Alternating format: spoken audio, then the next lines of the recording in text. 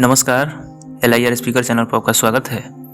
तो हम श्री दुर्गा सप्तशती के द्वितीय चरित्र में प्रवेश कर चुके हैं। तो आज की चर्चा इसके अगले अध्याय पर करेंगे, जो है भीतर और बाहर के दैत्यों के संहार का वास्तविक अर्थ।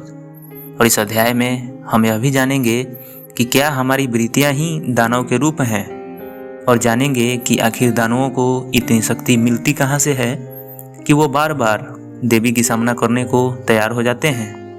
तो चलिए देखते हैं आचार्य प्रशांत के नज़रिए से। तो मैं हूं आपका LI, आपका दोस्त आर स्पीकर। तो शुरू करें। इससे पहले आपके पास हेडफोन या ब्लूटूथ डिवाइस है तो आप उसका यूज कर सकते हैं। तो चलिए शुरू करते हैं। एक प्रश्नकर्ता पूछते हैं, आचार्य जी, जिस तरह से दैत्यों की सेना के बारे में बताया है कि बहुत शक्तिशाली हैं, बहुत सारे सैनिक हैं, तो ये क्या जो हमारी वृत्तियाँ हैं उनकी शक्तियों के बारे में बताया जा रहा है? आचार्य प्रशांत बोलते हैं, बिल्कुल वही है, बिल्कुल वही बात है। प्रश्नकर्ता पूछते हैं, उनकी शक्ति के आगे देवी ही है जो उनका सामना कर सकी, तो देवी के प्रकट होने का क्या मतलब है? वृत्तियां तो हमेशा हमारे अंदर रहती है, तो देवी के प्रकट होने का क्या मतलब है? आचार्य प्रशांत बोलते हैं, आपके भीतर जो भी अच्छाइयाँ है, जो भी सद्गुण है, उनके ऊपर से यह भार हटाइए कि वो आपके अहंकार की रक्षा करने में प्रयुक्त रहे। उदाहरण के लिए आपके पास बुद्धि है, बुद्धि भी देवी का ही एक रूप है, दैवत्व का ही एक रूप है। बुद्धि के ऊपर से यह जिम्मेदारी बिल्कुल हटा दीजिए कि बुद्धि आपके अहंकार की रक्षा करे। बुद्धि का प्रयोग दोनों चीज़ों के लिए हो सकता है ना, अहंकार की रक्षा के लिए, सत्य की साधना के लिए, या सत्य के शोध के लिए। वे कहते हैं, आपके पास धैर्य है, धैर्य के ऊपर से यह कर्तव्य बिल्कुल हटा दीजिए कि तुझे मेरे रेत के पुतले को बचाने के लिए प्रयुक्त होना है। आपके पास जो कुछ भी है बस उसको एक कर्तव्य दीजिए कि तुझे धर्म की, चेतना की, सत्य की जीत के लिए अभियान करना है। तब देवी प्रकट होती है। देवी ऐसे ही प्रकट हुई है ना, सब देवताओं ने अपनी अपनी शक्तियाँ एकीकृत कर दी तो देवी प्रकट हो गई। सब देवताओं ने कहा, हमारी व्यक्तिगत सत्ता को बचाने के लिए हमारी शक्ति की कोई जरूरत नहीं, हम अपनी ऊंची से ऊंची शक्ति दे रहे हैं किसी निर्वैयक्तिक अभियान के लिए। अब हम पीछे हुए, हमारा अभियान आगे हुआ। हम छोटी चीज बने, हमारा काम बड़ी चीज हुआ। तो हम अपनी सारी ताकतों के ऊपर से यह जिम्मेदारी हटाते हैं कि वो हमारे रेत के पुतले की रक्षा करे। हम हमारी सारी ताकतों को बस एक जिम्मेदारी देते हैं। हम अपने ज्ञान को अब यह जिम्मेदारी नहीं दे रहे हैं कि हमारा ज्ञान हमारे अहंकार को बचाने के काम आए।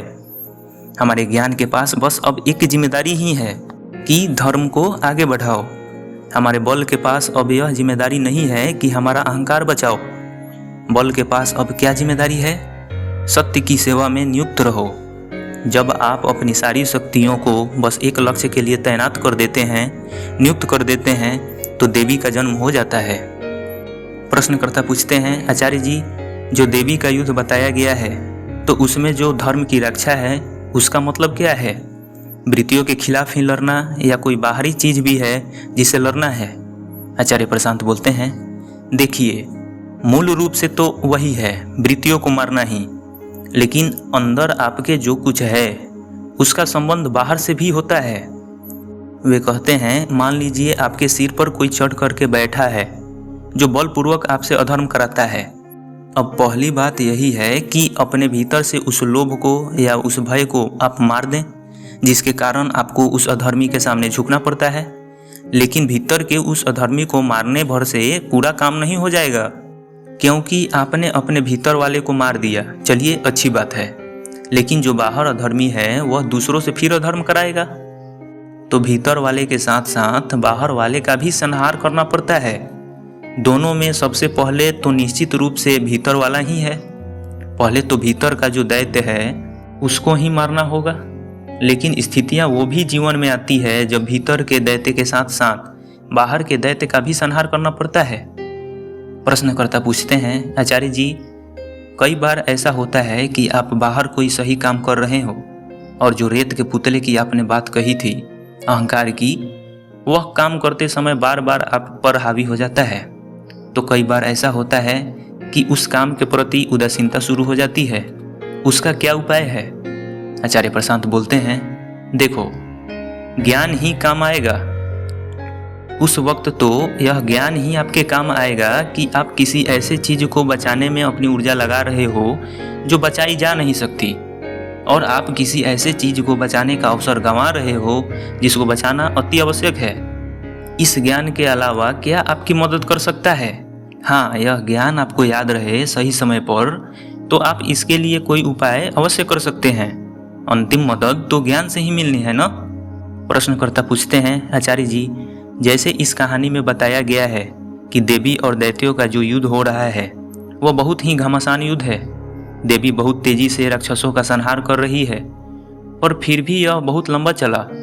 तो देवी जैसा बल, ऊर्जा और साथ में लंबा समय भी, तो यह बल, यह ऊर्जा लगातार कायम रख पाना इतने लंबे समय तक, क्या ये दोनों असली जीवन में संभव है? आचार्य प्रशांत बोलते हैं, देखो, ये जो दैत्य है ना, इन्हें भी वास्तव में ऊर्जा वहीं से मिल रही है जहां से देवी का जन्म हुआ है। वे कहते हैं कि दैत्य हो ही नहीं सकते थे अगर देवता धर्म को समर्पित होते पूरी तरह से। तो देवताओं से ही जन्म है दैत्यों का। अधर्म या असत्य की अपनी कोई सत्ता होती नहीं, वह मिथ्या होती है।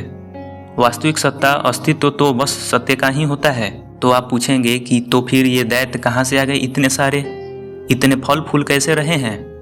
इनको जीवन और ऊर्जा कहाँ से मिल रही है? इनको जीवन और ऊर्जा देवताओं से ही मिल रही है।